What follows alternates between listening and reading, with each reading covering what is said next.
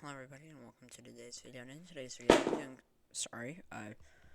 part of a computer charger just dropped. That was probably, I'm not certain if that was loud, but, yeah, anyways, for today's video I'll be doing a 2022 Senate prediction if Trump had won in 2020.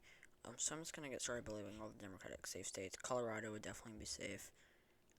Vermont definitely, even if Phil Scott runs, a low or high likely at best. For the GOP, safe states. Actually not Kentucky.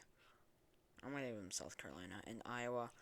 It's kind of hard to tell if Pat Grasslands being the nominee. If Trump had won, it would probably be significantly narrower.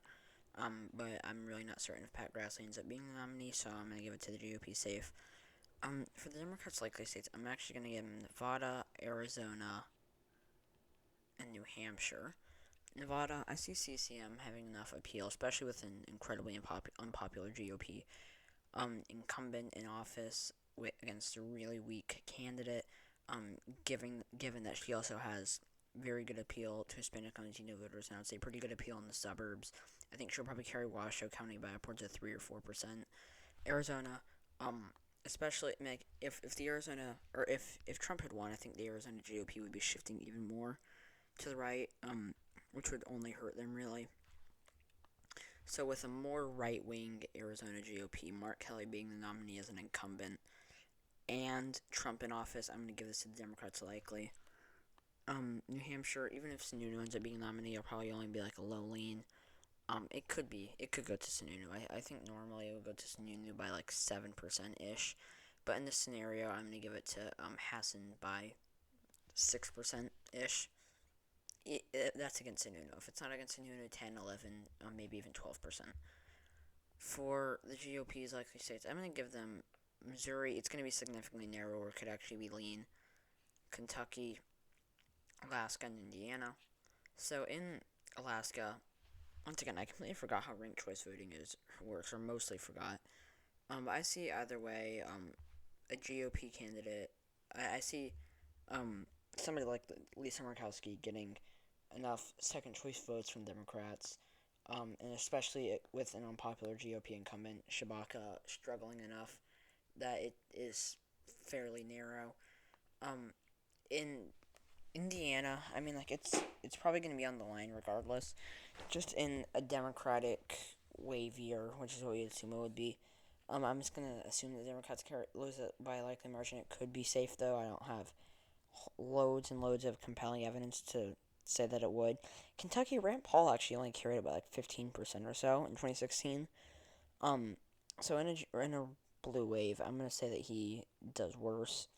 Missouri, um, I mean, I think that I've given it to the GOP likely. I think that yes, Kuntz wouldn't necessarily do significantly better with white rural voters. I think that having an unpopular incumbent president, GOP incumbent president, would really, I feel like that would just give him enough turnout from St. Louis and Kansas City to narrow it. In Wisconsin, actually, why am I doing Wisconsin? Let's do the Democrats lean states, which include Wisconsin, Pennsylvania, and Georgia. Also the GOP gets Florida likely. I don't see it shifting much. I think it's pretty much immune to shifts. Regardless of the election, it's not really gonna matter much. And I've discussed Florida. Or I've discussed it in basically almost every Senate prediction that I've done for the Senate for 2022. I think that essentially, just to sum it up, Marco Rubio is too strong with Hispanic and Latino voters and too strong with suburban voters, and I guess older white voters to lose it, even against someone like Stephanie Murphy. And I'll probably still carry it by a likely margin. In Wisconsin, we saw what Tammy Baldwin did in the Democratic wave. Sarah Godlewski could do very similar. She's going to do well enough in Milwaukee. She's going to do well enough in the suburbs. She's going to do well enough for the working class. She's going to have an overall strong performance. Fetterman, his biggest flaw is his struggle to turn out black voters with a very unpopular GOP president. I think that there would be I think there would be very high black turnout regardless. So that would definitely help him, and he already has loads of appeal to the working class and to rural voters. He wouldn't necessarily have the suburban appeal, but that sort of trident of appeal would really help him, I think. Georgia, Honestly, this could be likely. Warnock's going to do very well with black voters, especially with someone like Stacey Abrams likely being on the ticket. We saw how narrow it got in 2018. With somebody like Stacey Abrams on the ticket, especially if the GOP runs someone poor for rural voters. Now, the only two remaining states, actually Missouri or Ohio, is lean for the GOP. I think that Tim Ryan, very similar to Fetterman, would get more turnout, more black turnout, just naturally, with a very incredibly unpopular GOP incumbent. And then for the final state, North Carolina, high tilt or low lean for the Democrats. Terry Beasley is going to do very well with black voters. I think the working class is going to, I think she's going to do well enough with the working class. Even against someone like Ted Budd would be more questionable. But especially, I think one big strong point for her would be the suburbs. I think nationally, the suburbs would shift to the left, hard. Like, they would shift very, very significantly leftward.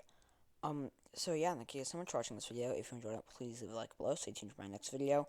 I think this video is actually going to come up on the 20th at, like, what time? Like 12-ish. So yeah,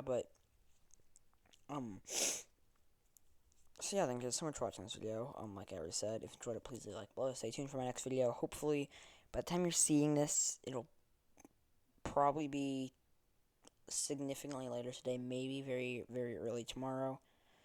Please tell me your suggestions down below. Subscribe to the channel if you haven't already.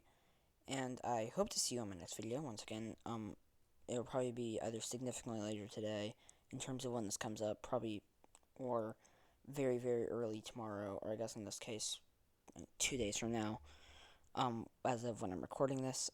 But yeah, I hope to see you all there whenever that does come out. Bye!